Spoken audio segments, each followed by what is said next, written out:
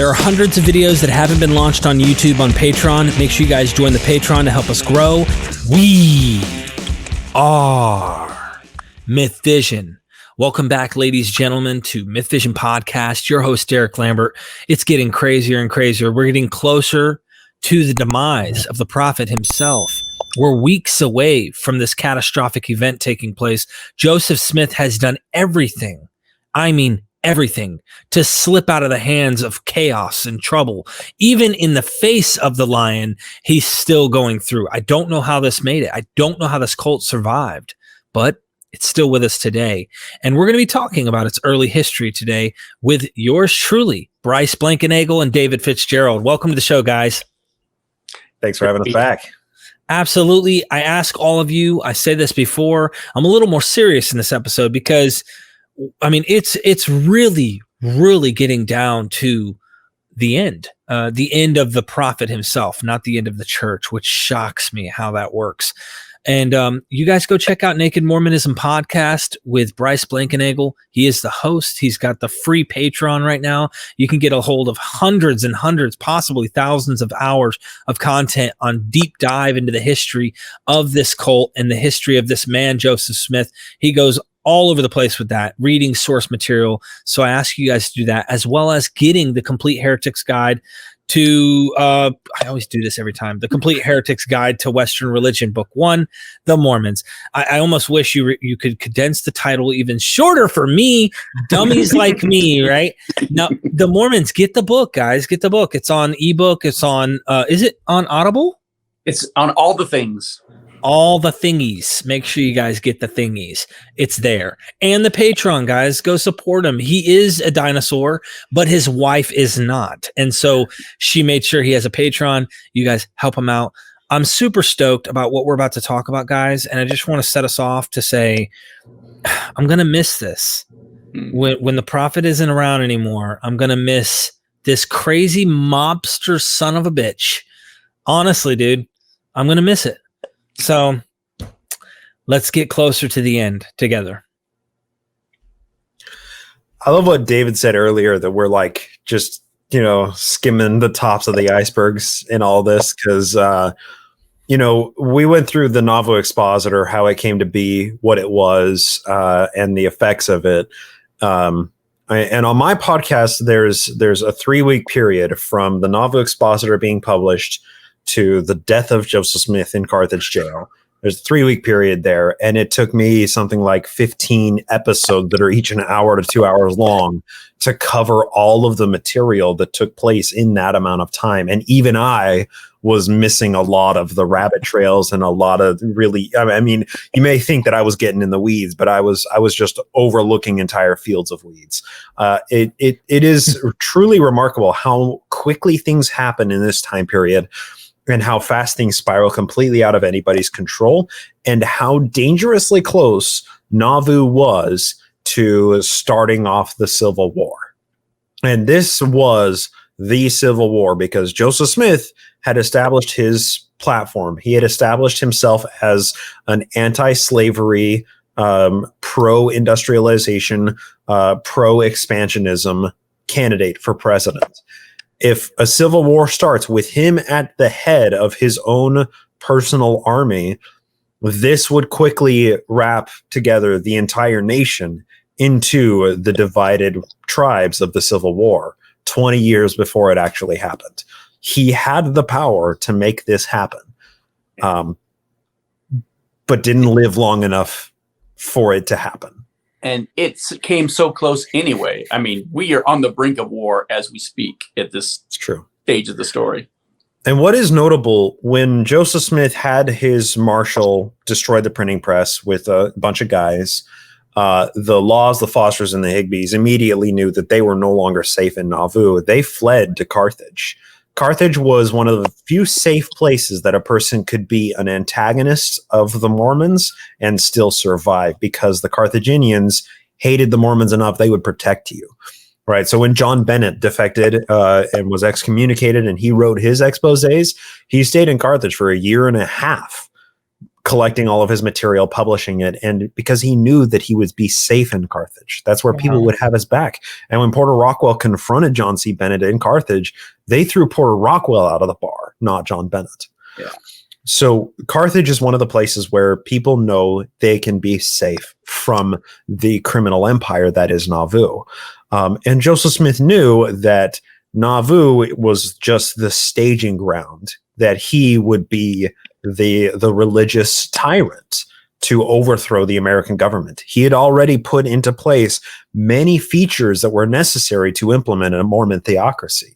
He had sent what he called a memorial to Congress that basically declared Nauvoo as a sovereign government inside the state of Illinois, the way that it would, a Mormon Vatican, really. And he even petitioned the federal government for 100,000 soldiers to march across the West, all through the West of the United States, and to liberate it from the Native Americans.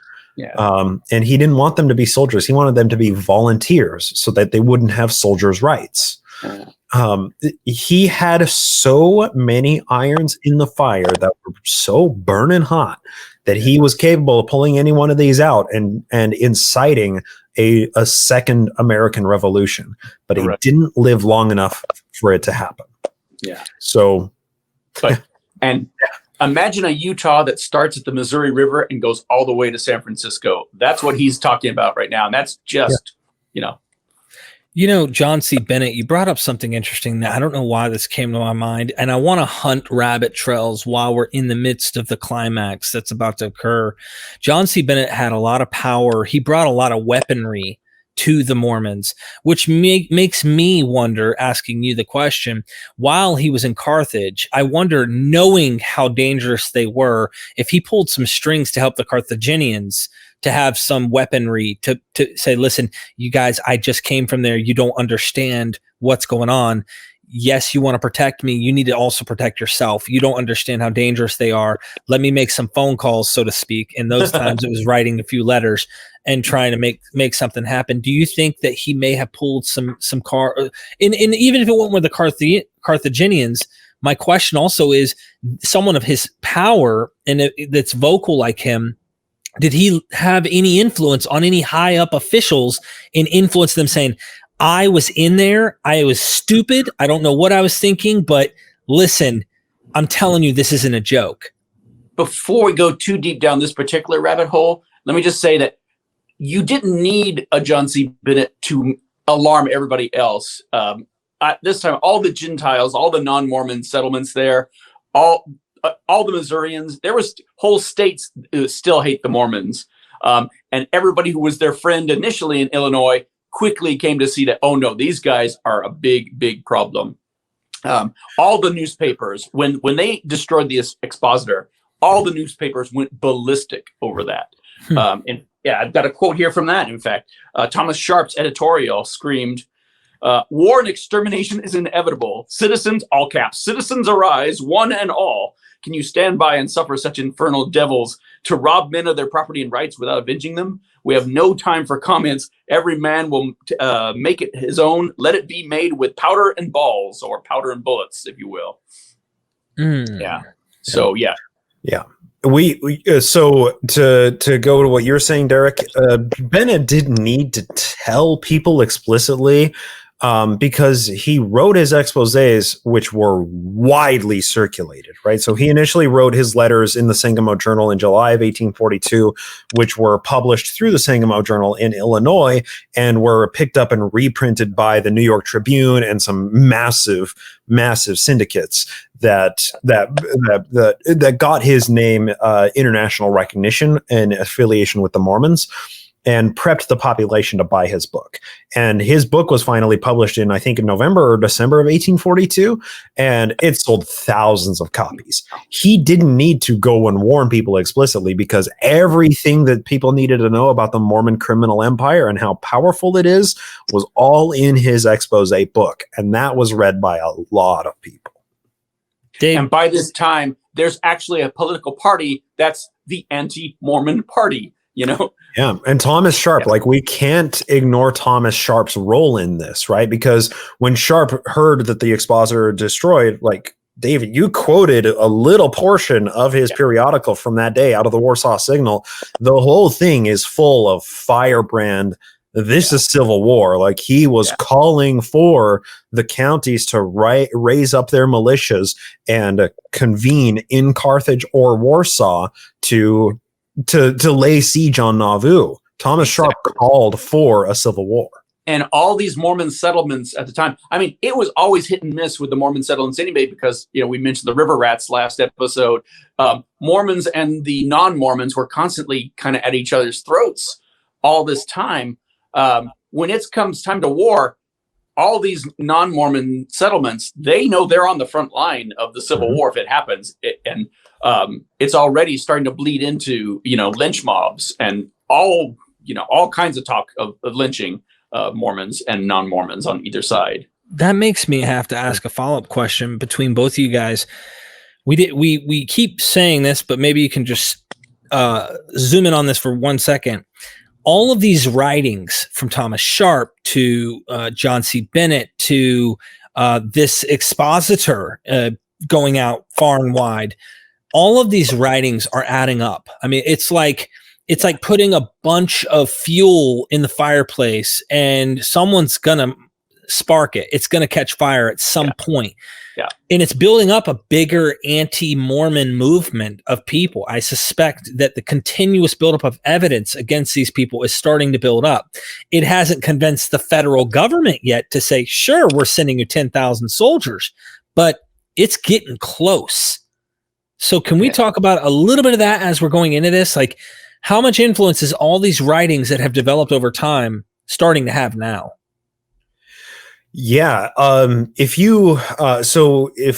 people want to sign up on my Patreon, I read through Bennett's book length expose with my commentary in addition to it to add more context to discuss where he talks about.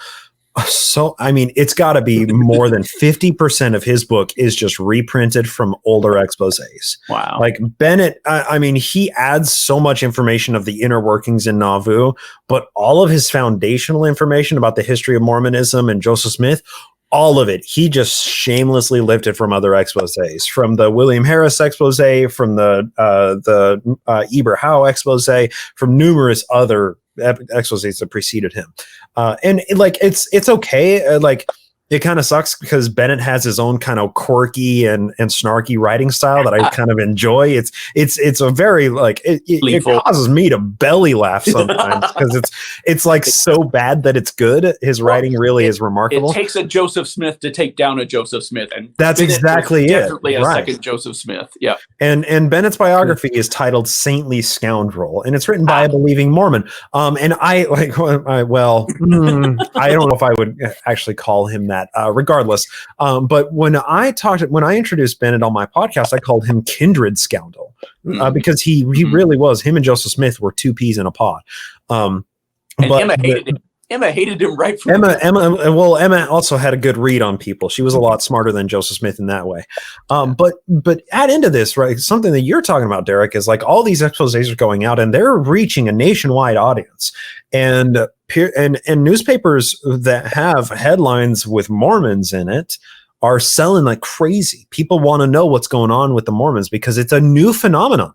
Right. It's a unique and it's crazy and it's exciting. It's the Kardashians only with a huge mafia and militia. And all the juiciest bits are just now starting to come to light publicly from Joseph Smith's mouth. The fact that they're gods and you can become a god, and the plural wife thing, the polygamy thing, that just makes people lose their minds because they've been constantly aware that this is going on, but everyone's saying no. And now it's like, well, yeah, okay, but you know, it's coming to loose, and they can't deny it anymore. And people are just chewing up their popcorn watching the show unfold. Yeah, and Joe is smart enough to recognize that like any press is good press, right? It doesn't matter what people are saying about you; they're saying your name. And he's cool with it. Like, he's able to utilize that leverage to become a household name, which then when people say that he's running for president, it's like, oh, the Mormon guy, the Mormon Muhammad, whatever, he's running for president, right? So he's gaining nationwide notoriety because of all of these articles and these exposés that are written about him, because he's such a polarizing and interesting phenomenon and figure in this time of American history, which also fuels how successful the Mormon missionaries are in Europe, because they don't know anything about the Mormons. Right. Something occurs to me too is that at the same time, simultaneously in this period, when he's talking to his legion, he is puffing up Benito Mussolini style, saying, "We're Americans, and this is not going to stand. We're going to go, and I'm unsheathing my sword. Here it is. We're going, and it's going to be blood, and blood will be spilled, or I'm going to the grave." In private, he's saying, "We're fucked. We are so fucked." He's going, this polygamy thing. What are we going to do? What are we going to do? Yeah. It's going to be the end of us. He said that at one point. We are ruined. We are ruined people, and I don't know what to do. Yeah. So this brings me back to the laws. Okay. The expose is destroyed. The governor's on his way. He's not playing games. I mean, like, he's not just showing up like these few cops that are trying to arrest him, or these few, I guess you can call them cops. You know what I mean? He knows this has to end, and that is his mission. And so we focused on him for a second, going to Carthage. We showed the map. We're like, okay, it's coming, the trinity of places. But what's going on with the laws? What's going on with the anti-polygamy sect? What's happening with these guys? They're stuck. No, they can't sell their property. They're stuck. Are they about to like put these guys on a freaking cross and burn them alive? I mean, like, you know what I mean? Like, what's about to happen here? Well, you said it well, Derek. Like, Joe recognized that he stepped in it. That destroying the press was a big mistake. He realized it maybe during, possibly just immediately after the fact, probably during the riots that were going on, because he also had his constables arrest some of the who he termed were the aggressors in the riot, who were people who were actually just trying to defend the private property from the militia breaking in and stealing the property and taking it out in the street and burning it, right? They were trying to defend the building, and he had those people arrested. And immediately after that, he declared martial law in Nauvoo, which, if you are a military leader and you don't have authorization from the highest ranking government official that you answer to declare martial law, and you declare martial law, that's treason, baby. That's the gallows for you. That is straight up treason. So Joe declared martial law against the wishes of all of his closest advisors that remained in Nauvoo at this time. Because remember, Nauvoo's on a skeleton crew. The leadership is a skeleton crew right now, because all of the middle leadership they have, right? It's just the rats will play at this point in time. So Joe declares martial law, has some of these dissenters arrested. The Laws of Fosters and the Higbees had fled to Carthage a couple days before, because they found out that the city council was deliberating about what to do. They thought they were going to be arrested or something, so they got out. They got to Carthage as fast as possible, where they signed their affidavits and sent those off to Governor Ford.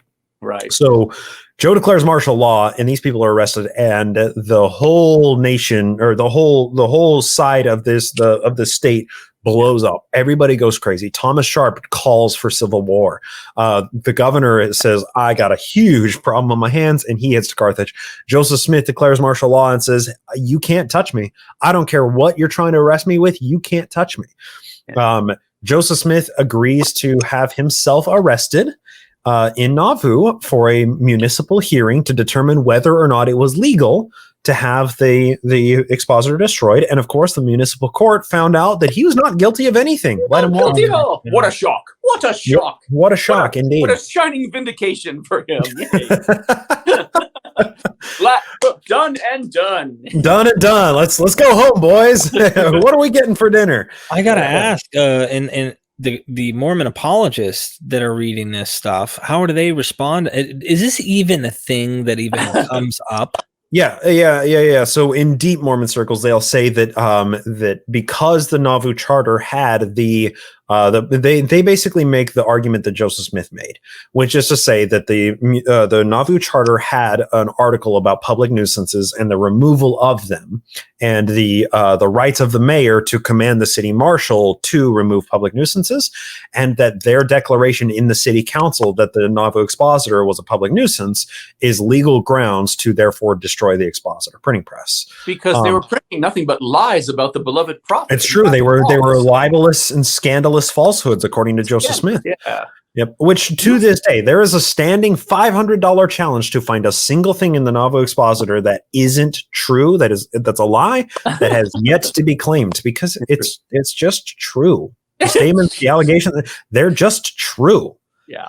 That's what happens when your second in command, who's been in that position for 2.5 years, goes off and writes his expose. He tells the insider scoop, and he doesn't tell lies because he doesn't have to tell lies. And again, another what if of history. If Joseph had kept it in his pants just a little more, kept William Law on his side, Mormonism probably would have taken over that whole state. He was he was not a scoundrel. He was not a liar. He was a solid dude in his pocket. It could have been a whole different thing.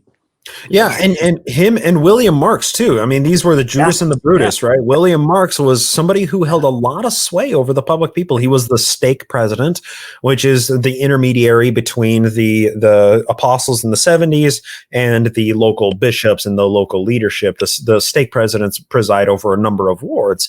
And William Marks was a well-known and very well-respected guy and an anti-polygamist, just like William Law. And when I was mentioning earlier that to his army, he's sucking, we're going to get him. We're going to kick his ass. It's William Marks that he's saying, what are we going to do? We're ruined. It's true. Yep.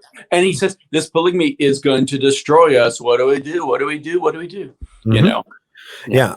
And so in all this, right, like when you declare martial law with this much public fervor around you and this much national attention, more importantly, you have crossed the Rubicon. There is no going back. Yeah. History is written from that time forward, and you have very little say in what actually happens in all of this. Yeah. So Governor Ford gets to Carthage, and like I said, he's going to operate with Carthage as his hub for dealing with this newest Mormon insurrection. This is the third one of these under Joseph Smith. Like this guy's got a rap sheet going, right?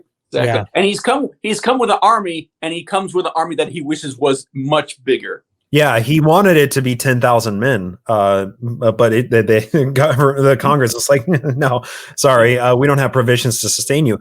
And one thing that Ford does write about in his memoir a lot is that he was so scarce on provisions to sustain these militias that he had a hard time even keeping them encamped. Wow. Which means it's like if he was granted 10,000 soldiers by the federal government, that would have made it even harder. Than who knows what they would have had to do to feed all those people, right? So there's a lot of really big what ifs in all this, right? But yeah, so Ford gets to Carthage and he sends a letter to Joseph Smith and he says, "Surrender.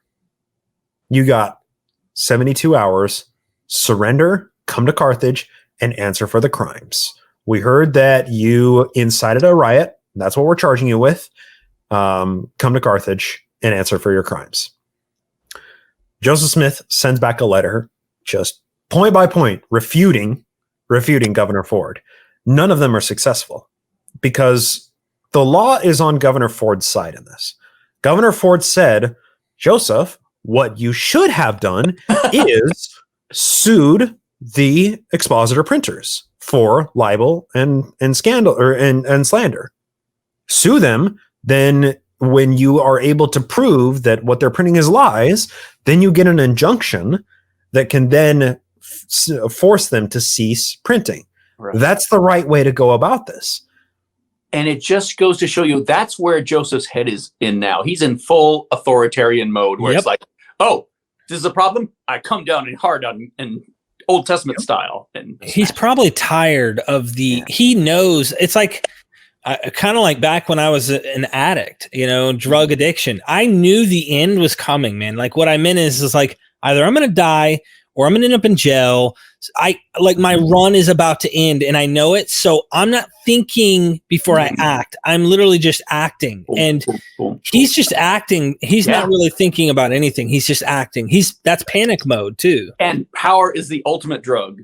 Power is the ultimate For drug. sure. So, yeah, he's definitely an addict. Yeah. Yep. Oh yeah. Yeah. And so in all this, right, like Ford is trying to convince him, like, you went about this the wrong way. You incited a riot. That's the charge. Come and stand trial for it. So the Carthage magistrate issues a writ of arrest for Joseph Smith. And the guys who go arrest him are people who have been involved with Joseph Smith before, back with the arrest in 1843 in Dixon and the arrest back in 1842 in Nauvoo. These guys have been involved with Joseph Smith a number of times. The constable from Carthage, I'm blanking on his name. Of course I am.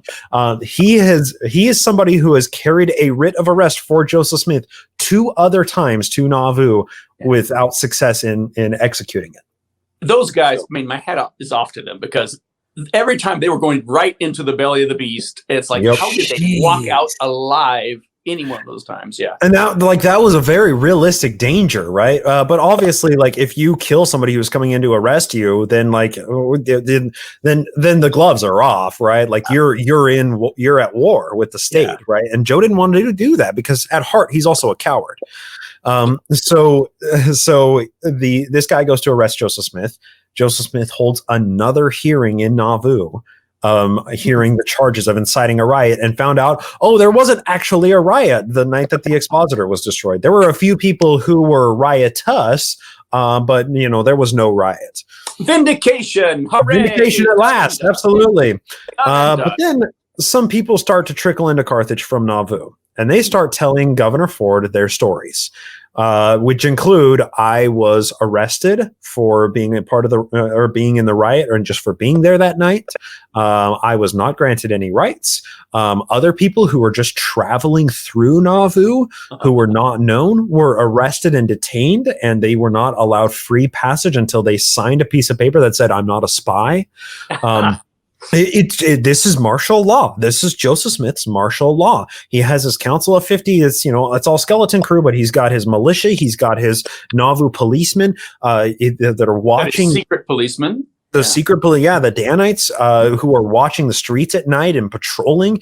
In addition to this, he has his whistling and whittling brigade, which are just anywhere from like 12 to 20-year-olds, dudes just sitting on porches and who are just whistling and whittling. And if somebody comes into town, with their Bowie knives, right? Somebody comes into town that they don't recognize, they just follow them around, whistling and whittling.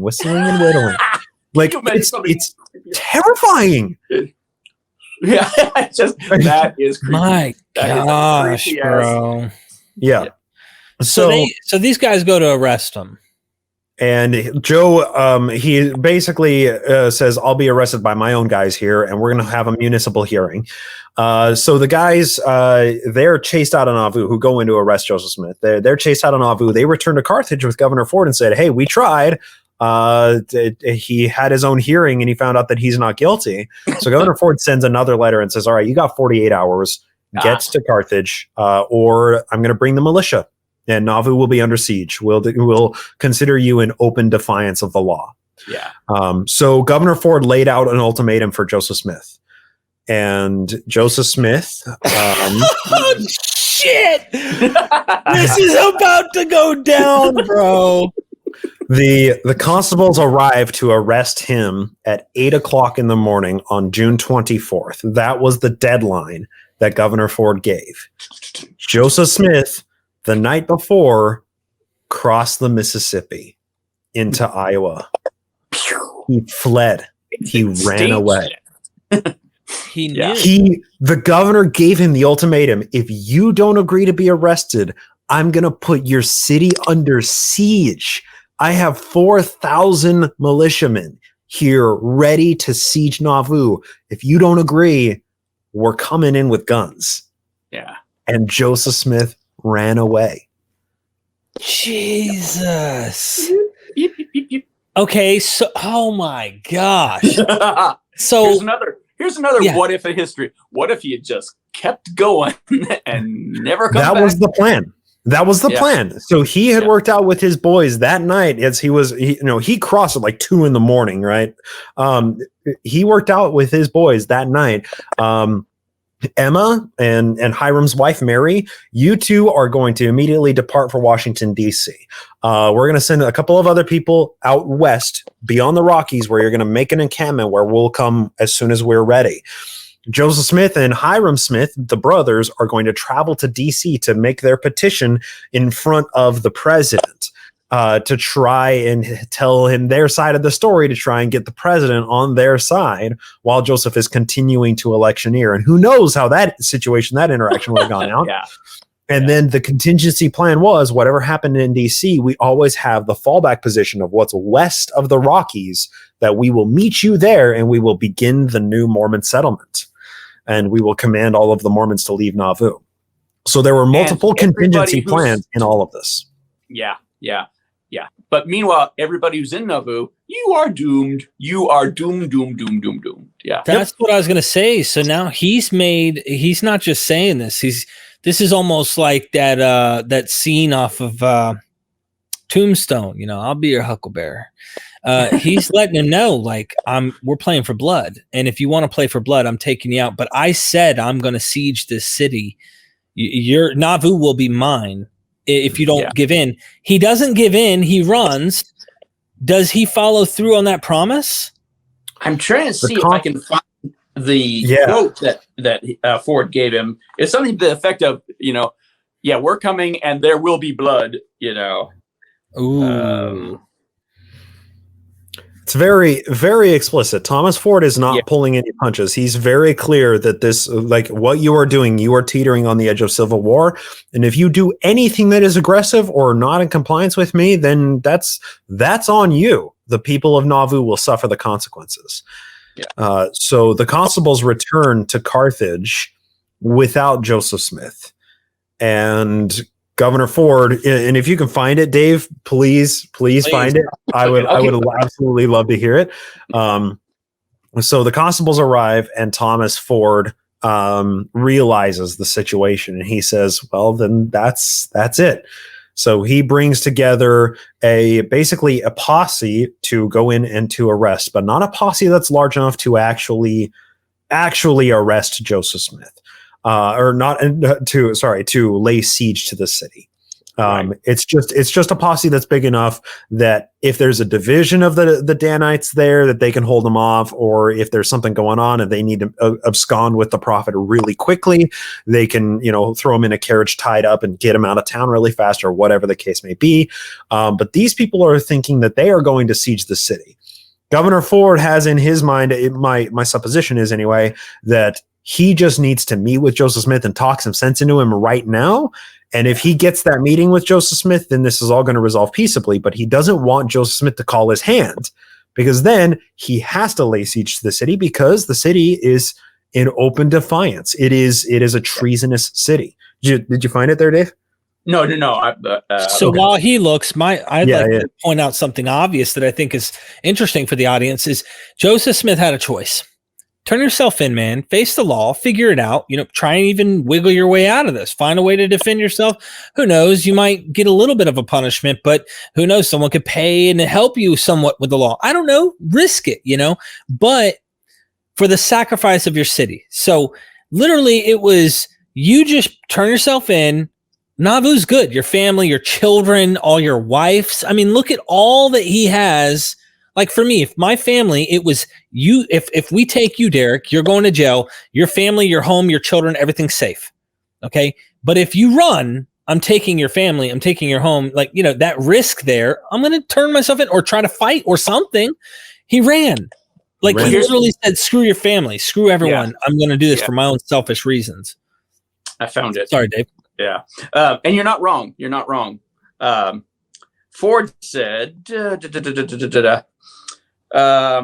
if you by refusing to submit shall make it necessary to call it the militia, I have great fears that your city will be destroyed and your people, many of them exterminated. You know the excitement of the public mind. Do not tempt it too far. And when Joseph, who was hiding in a secret attic room, read this, he shook his head saying, there's no mercy here. And Hiram agreed, said, as sure as we get into their hands, we're dead men. And they're not wrong. Not wrong. Yeah. So that's a question. Would they have killed him? You think they would have just killed him and not let the law do its thing, or? Oh, so don't jump ahead. Derek, don't jump ahead of us, right? Yeah, you're very in the lead here. Let's just say it's understandable why he would want to get the hell out of there big time. Yeah. Ford said something really important. You know the public sentiment, right? Ford was, like I said, he was brilliant. Like, he was no idiot in all of this. And he knew that the militias that he was bringing together from the nearby counties were comprised of people who were non-Mormons, who were neighbors of the Mormons and hated the Mormons. That's what I was going to say. And he knew that the power of his command only extends so far, and that vigilante justice is a very real threat. He wants to get Joseph Smith in a place that everybody can agree is neutral territory, that they can have a neutral hearing, and make sure that everything is done truly under the color of law, so that everything is on the up and up, so that nobody can dispute that he played favorites or whatever the case may be. He wanted to ensure that this was fair and that this was a legal process, because he knew he was walking on nails in all of this. Yeah. So that he captured that perfectly, and throughout this entire fiasco, replete throughout these like 4 chapters in his book, The History of Illinois, he talks about how he can't trust his second in command. He can't trust almost any of the men that he's commanding. The thousands of people that he has at his whim who are in the, camped out in the various cities nearby, he knows that if any of them see Joseph Smith, they're going to kill him. They're going to lynch him. So he has to be very careful and selective of who he can trust in all of this, which is mostly comprised of people that he brought with him from Springfield, his own personal detail. Right. And it's interesting. Another what if of history is if he had gone in and attacked, that could have been the end of Mormonism right there, because they wiped out their biggest stronghold of it. I don't know, bro, because you're not wrong. You're not wrong. But I mean, it just goes to show you how volatile all this is. It's like, were there effects too, right? I was going to say, were there any bounties for his head? I mean, were there anybody like underground bounties? You think people are saying, look, if you take him I'm sure Missouri would have paid you big money to drag him over the border. Yeah. Yeah. I've never seen like a wanted poster or anything. I wouldn't be surprised. Right. Right. Yeah. Anyway, I'm sure there were bounties. Yeah, and it was a lot of do-it-yourself justice. I mean, people didn't need to be paid to hate this guy for what he had done. No, absolutely not. Yeah. So, once again, to reiterate, Ford recognizes how volatile this is, and Joe runs away, and he surpasses the deadline that Thomas Ford gave him and said, "Your city's going to be under siege." But what happens during that time? Joseph Smith crosses the Mississippi into Iowa. He didn't actually get into Iowa. Where he did cross over to is, I'm going to see if I can try and find it here. Share it with us. There's a little, I know, I'm trying to find it. I think maybe that's it. So I'm going to screen share really quickly. Okay. And I think this is it, but he stayed on an island in between. Yeah, there it is. There's Fort Madison, right? So here's Nauvoo, right? And a little ways up the Mississippi, we have this little tiny island right here. And this is where he spent the night, right here before getting into Fort Madison, which this was the Iowa territory. And this was all part of the Mormon purchased territory, what was known as the half-breed tract that they purchased from land that was stolen from natives. So he hides on that little island, and he receives a letter from his wife. And Dave, please. I do have that letter. They cross. He sends word to Emma, and she writes back and says, with Porter Rockwell as the messenger here, going back and forth, because he goes back for the horses. And to that's the wrong quote. And where's his wife at? Is his wife in Nauvoo? She's at the Nauvoo house or the Nauvoo mansion. Yep. Okay. That's good context. Mhm. So many quotes. this is a really complicated time. Well, basically, she says, "You always said you would stick by the church. When trouble comes, you're the first to leave. What shall I tell them?" And for whatever reason, what she said cut him right straight to his heart, and he said, "Yep, okay, we're going to turn around and come back." In addition to that, and I want to pre-butt this argument. A lot of people will say that it's because of the letter that Emma wrote that caused Joseph Smith to cross back across the Mississippi and give himself up. I think it has a bit to do with her letter. We don't have the text of the actual letter. We have a reminiscence from somebody who was there when the letter was read out to Joseph Smith. I think more of it came from the messengers who said, everybody is calling you a coward. When the shepherd abandons his flock, who is there to defend them from the wolves, they're very emphatic that what you're doing is yellow. This is pure cowardice. How dare you abandon your people? And at that point, Joseph turns to his older brother Hiram and says, what do we do? And that's when Hiram says, as surely as we give ourselves up, we're dead. Yeah. And they resolve to come back to Nauvoo and give themselves up. And they did. And maybe it's just one more case of, well, we've been in worse straits before and we've always gotten out of it. Yeah, we haven't been it yet. Honestly, that guy had more lives than a cat. I want to bring this time before this. I want to bring this image up because I think this is powerful in light of where we're actually at this point. And sorry, it's like that, but here you have Joseph Smith with his sword. Okay. You have his militia. You have these, I believe these are the arresting men that are trying to arrest him.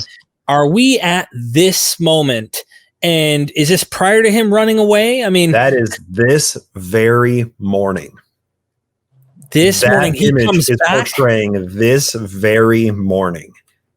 He comes back and he gives a public address, and it is known as the last public address of the prophet Joseph Smith. That is this image. Now, when we started this series, I talked about the Joseph Smith that Mormons are taught. He's a Joseph Smith who's, I'm gonna find this. I'm gonna redo this because this is the Joseph Smith that Mormons are taught about. And I'm going to share a few images here because this is what I was taught in church. This is who I revered. This is who I was taught was the prophet Joseph Smith, studious over his gold plates. Of course, we can't find, reading from his Bible here, the gold plates, Joseph Smith, the one true prophet. But now, after 18 parts that were in this series, 20. This is 20.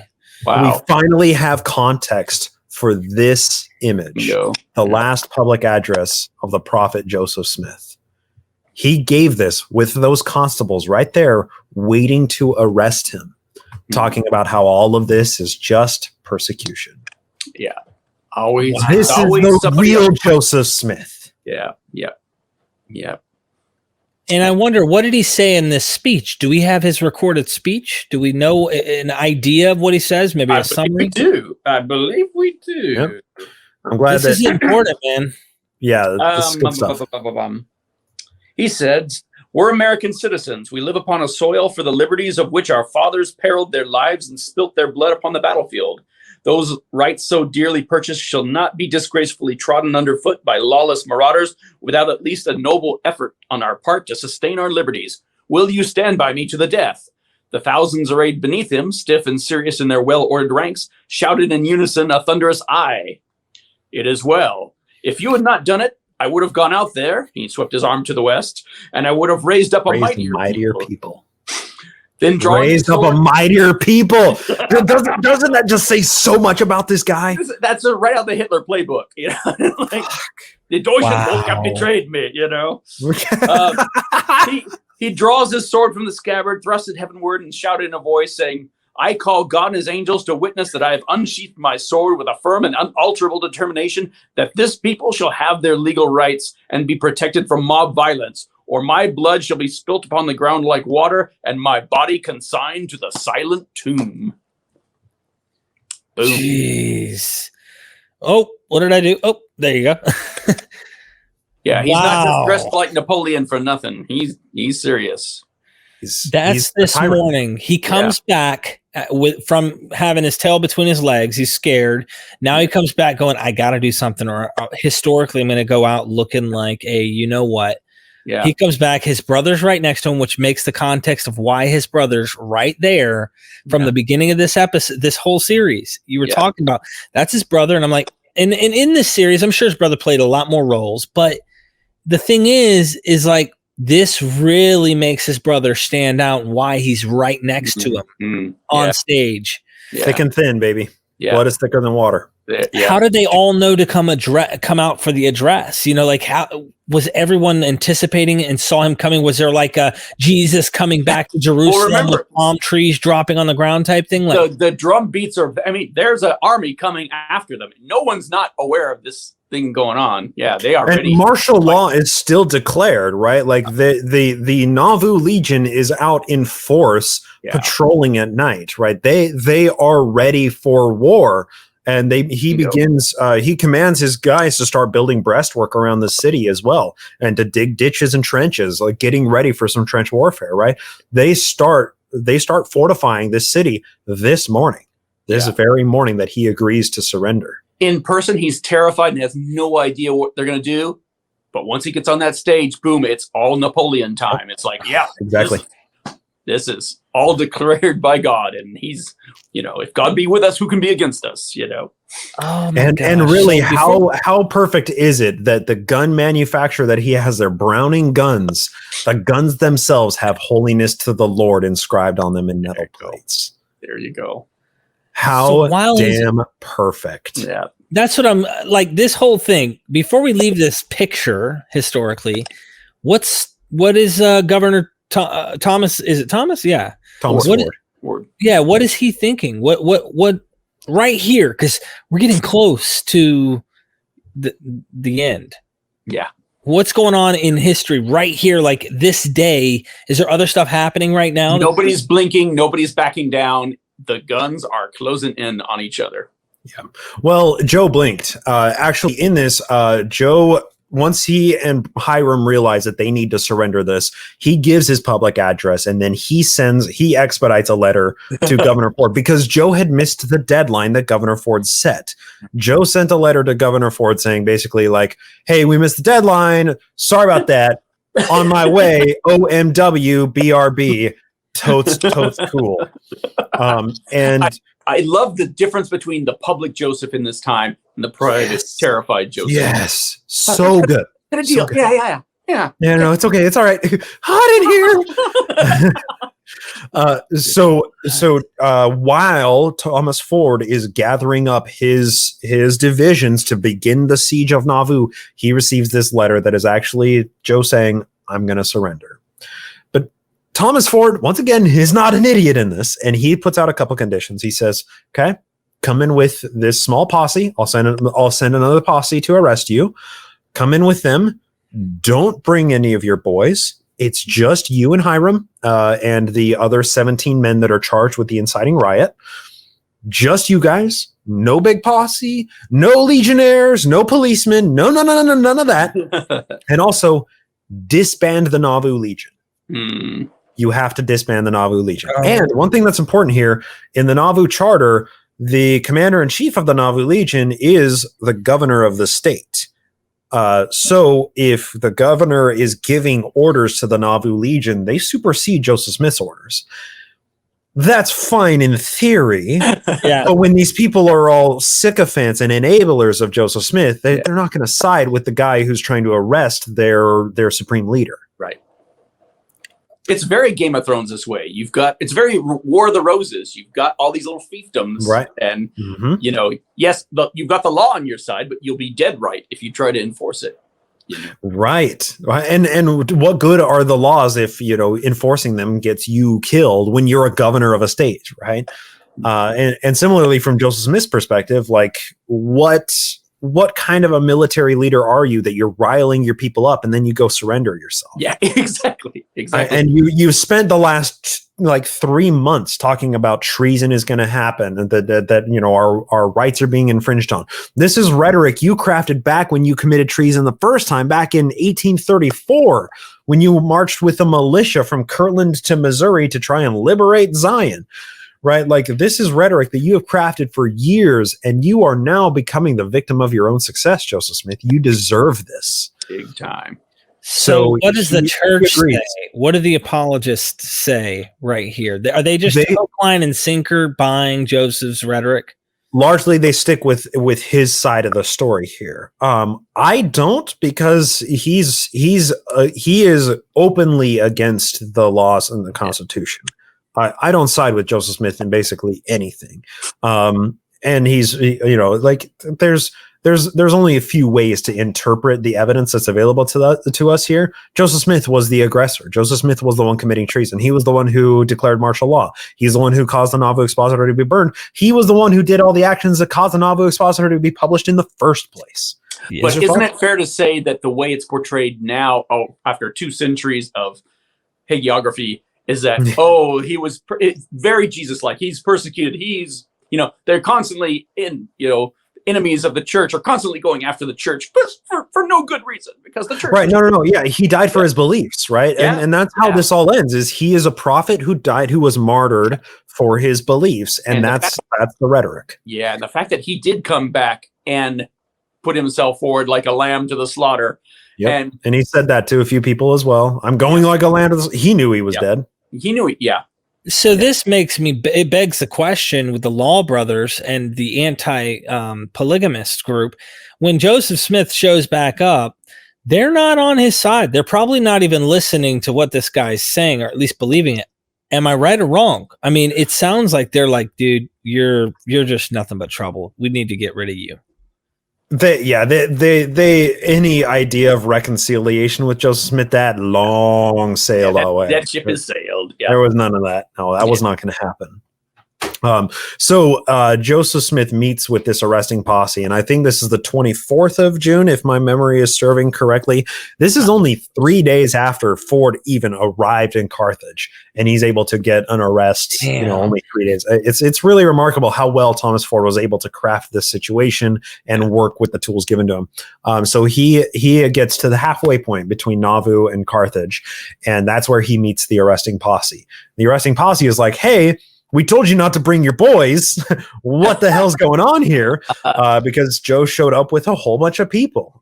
He had, in addition to the 17 guys who were all charged with inciting a riot, he had a small platoon, a small division of the Danites that were there to guard him, to be his personal bodyguards. Yeah.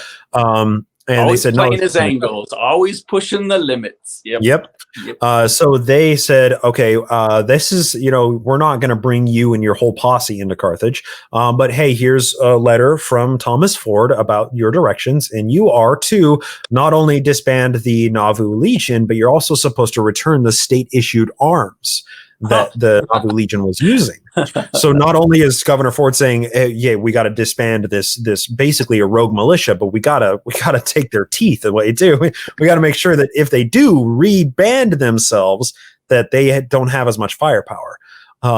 So Joe accompanies this posse back into Nauvoo, and they seize something like 60 stands of arms, of state-owned arms. Which is to say that's not even enough to supply like 50 dudes. But it's their state-owned arms, and the documenting and the tracking of these guns, it's not that great. And also, guns are pretty cheap. Guns are real cheap at this time. They're real cheap now. So nothing to stop these guys from bringing their own rifles from home and reforming as their own rogue militia after being disbanded by the governor. Plus, they have the Brownings, so they can make their own. Yeah. And one thing notable in all this, too, is part of the economy. Nauvoo's economy was largely a barter system at this time. And Browning would make some of these guns and donate them to the Temple Building Committee. And people would work on the Nauvoo Temple and earn temple vouchers that they could then use to purchase the firearms that Browning had donated to the Temple Building Committee. Oh, it's fair. Yeah, It's a very $2. weird economy. Very interesting. Yeah, it's like everyone's working for coupons. Yeah, Yeah. Bring your coupons. Yeah. yeah. So what happens now? They give the weapons up, So, and then they give their weapons up.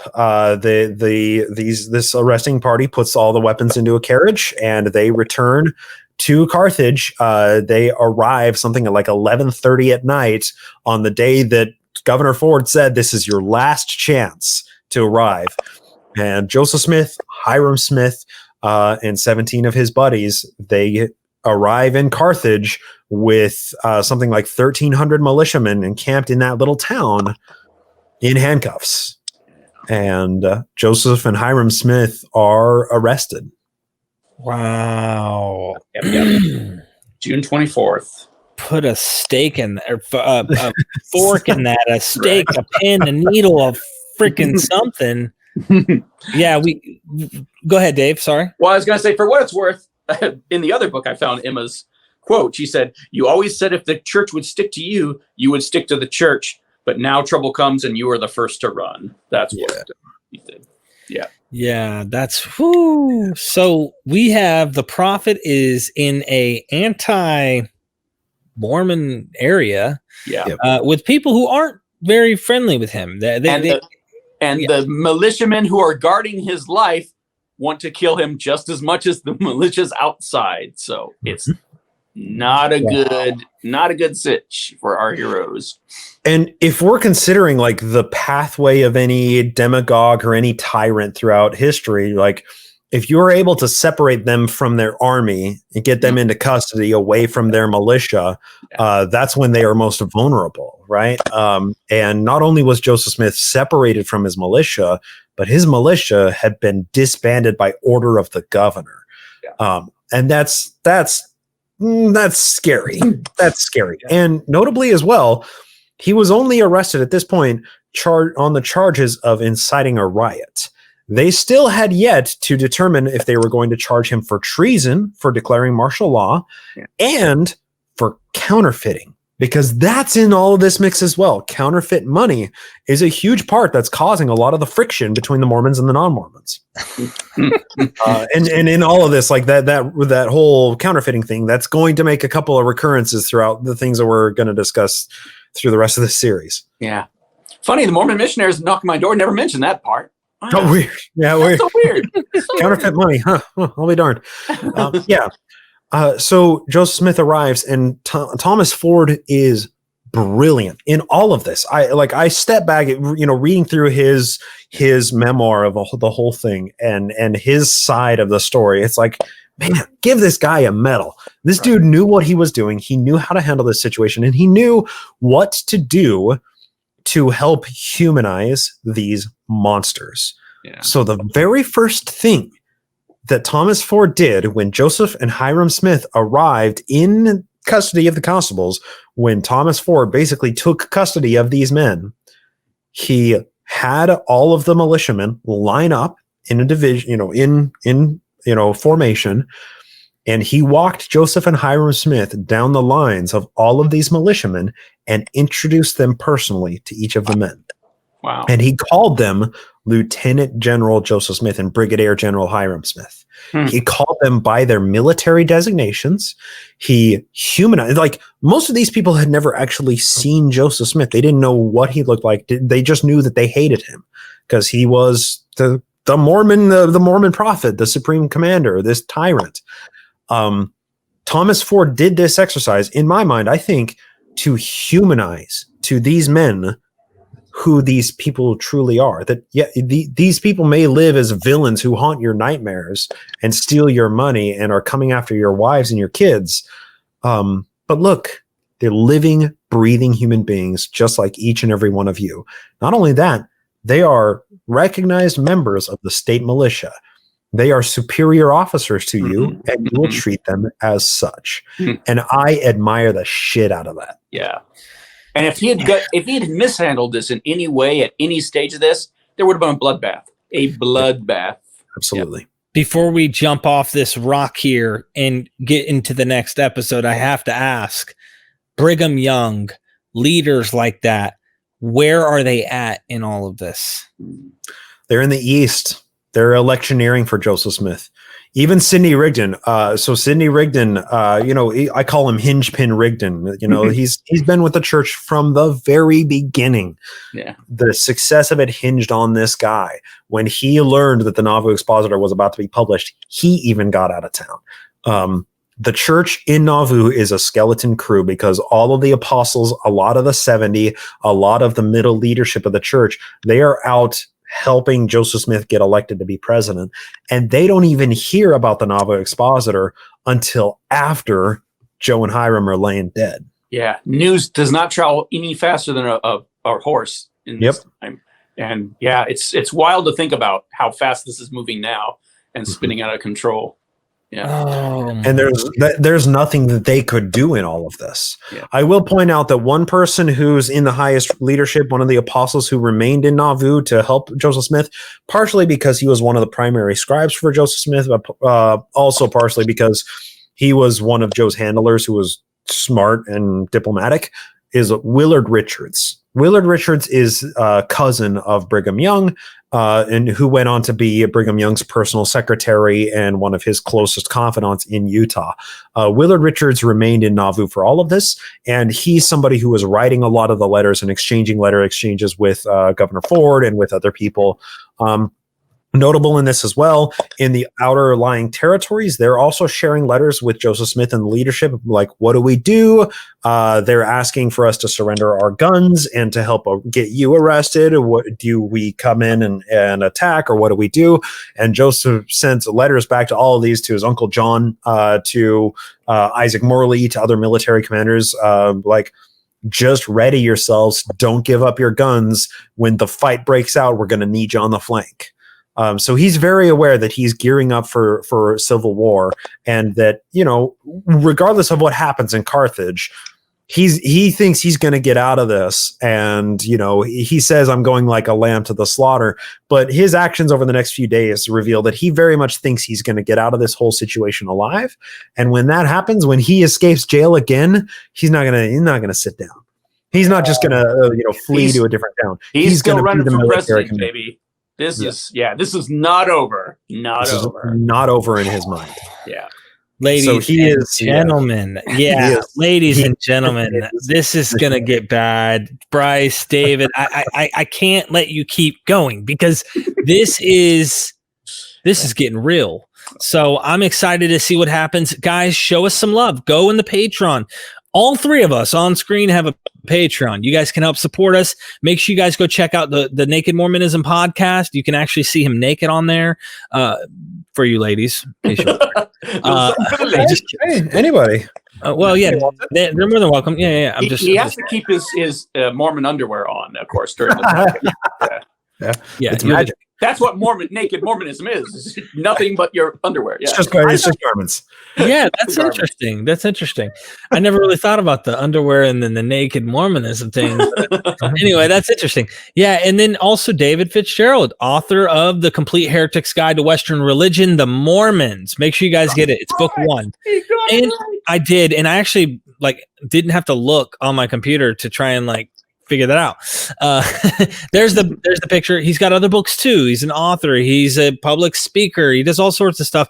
And you guys can help this dinosaur, make it. I gotta call it what it is. So I'm super excited. I can't wait to find out what's going to happen. We already know to some degree what happened to Joseph Smith, but the leading up events, you're not going to hear it like this anywhere else unless you read a book. So, and I gotta say, the behind the scenes of what we're about to talk about next episode, even the Mormons don't know for the most part, but you'll know.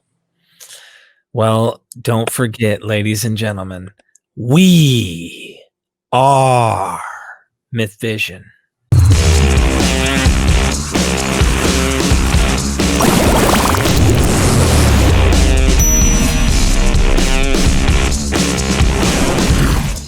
I have hundreds of videos on the Patreon. Become a patron and get early access to everything I ever launch. Join the Twitter. I've got a Discord chat room. You guys can help grow the community. One-time PayPal or Cash App if you want to help us out with a donation. And join our Facebook groups, man. Let's make this thing happen.